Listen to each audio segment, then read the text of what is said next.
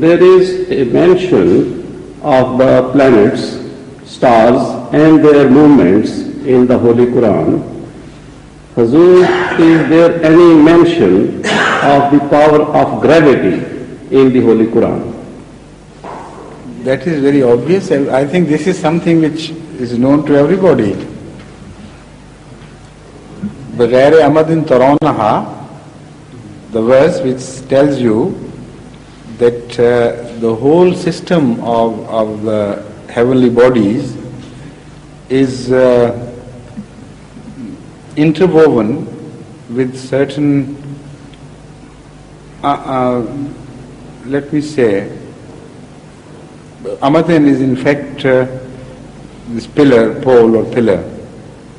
So the Holy Quran says exactly, بغیر عمد ترونها, without pillars which you can see, or you can say invisible pillars. But to say invisible pillars would be limiting the scope of various possibilities how this verse can be translated. So it should be translated exactly as the Arabic words dictate. The whole universe, the heavens and the heavenly bodies, it means, are standing without losing their orbit upon pillars which you cannot see. Now, what are those pillars?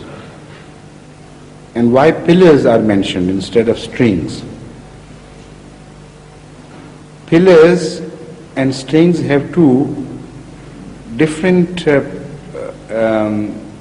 purposes to serve.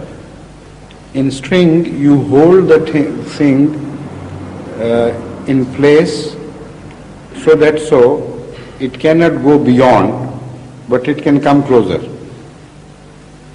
A pillar serves both the purposes.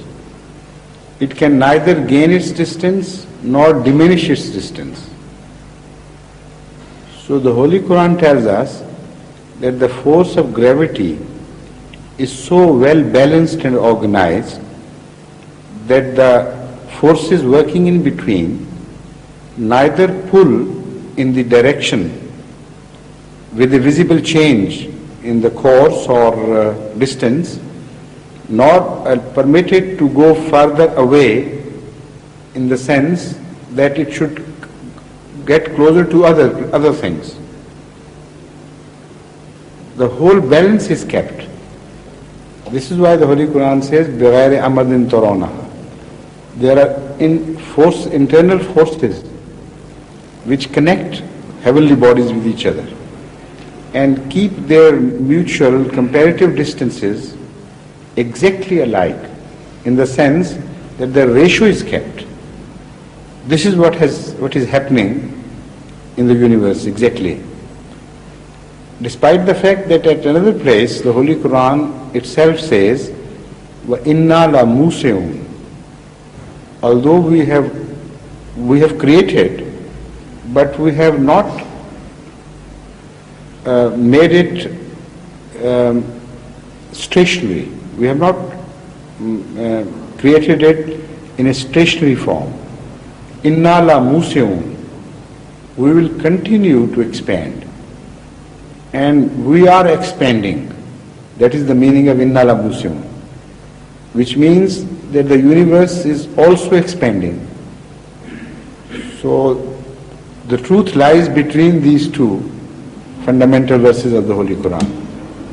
As far as the forces of gravitation are concerned, this is the picture drawn by the Holy Quran.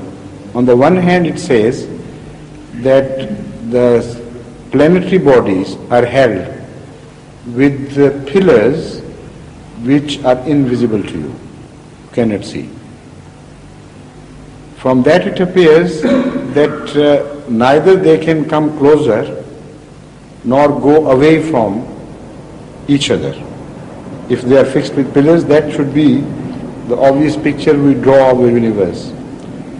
But at the same time, the Holy Quran says, Inna la musi'un, we go on expanding them. So is there a contradiction, or a different picture is attempted to be drawn? In my opinion, and obviously this is correct, there is no contradiction, but a different picture which is difficult to explain to the people ordinarily without a knowledge of science is being depicted here in these two verses. Number one, there are forces which are invisible. Number two, they act as a prevention for prevention against bodies falling or collapsing upon each other or running away from each other so that the distances in between the various stars are disturbed. These are the two very clear pictures drawn from this. And the second verse says, we go on expanding the universe. So when you study how the universe is being expanded, then you understand the whole phenomenon. The universe is being expanded like a balloon which is dotted on all sides. If it is small, the relative distances between the dots should be fixed and turned into mathematical figures. Then you expand. You will be surprised to learn that if there is equal expansion in all sides, the relative distances will remain the same and they will go on expanding.